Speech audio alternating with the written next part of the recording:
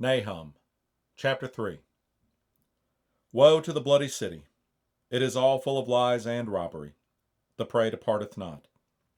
The noise of a whip, and the noise of the rattling of the wheels, and of the prancing horses, and of the jumping chariots.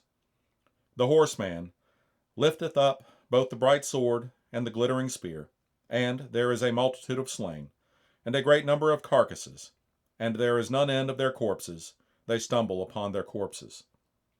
Because of the multitude of the whoredoms of the well-favored harlot, the mistress of witchcrafts, that selleth nations through her whoredoms, and families through her witchcrafts. Behold, I am against thee, saith the Lord of hosts, and I will discover thy skirts upon thy face, and I will shew the nations thy nakedness, and the kingdoms thy shame. And I will cast abominable filth upon thee, and make thee vile, and will set thee as a gazing stock. And it shall come to pass, that all they that look upon thee shall flee from thee, and say, Nineveh is laid waste, who will bemoan her? Whence shall I seek comforters for thee? Art thou better than Populus? No, that was situate among the rivers, that had the waters round about it, whose rampart was the sea, and her wall was from the sea. Ethiopia and Egypt were her strength, and it was infinite. Put and Lubum were thy helpers. Yet was she carried away, she went into captivity.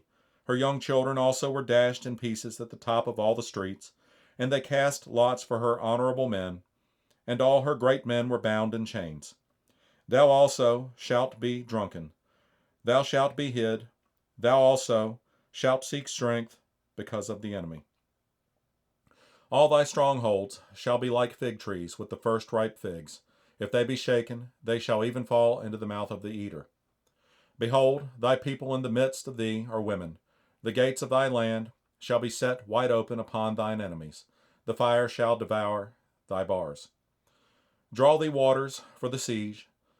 Fortify thy strongholds. Go into clay, and tread the mortar. Make strong the brick kiln. There shall the fire devour thee. The sword shall cut thee off. It shall eat thee up like the cankerworm. Make thyself many as the cankerworm. Make thyself many as the locusts. Thou hast multiplied thy merchants above the stars of the heavens. The cankerworm spoileth and flieth away. Thy crown are as the locusts, and thy captains as the great grasshoppers, which camp in the hedges in the cold day. But when the sun ariseth, they flee away, and their place is not known where they are. Thy shepherds slumber, O king of Assyria. Thy nobles shall dwell in the dust. Thy people is scattered upon the mountains, and no man gathereth them. There is no healing of thy bruise, thy wound is grievous. All that hear the bruit of thee shall clap the hands over thee. For upon whom hath not thy wickedness passed continually?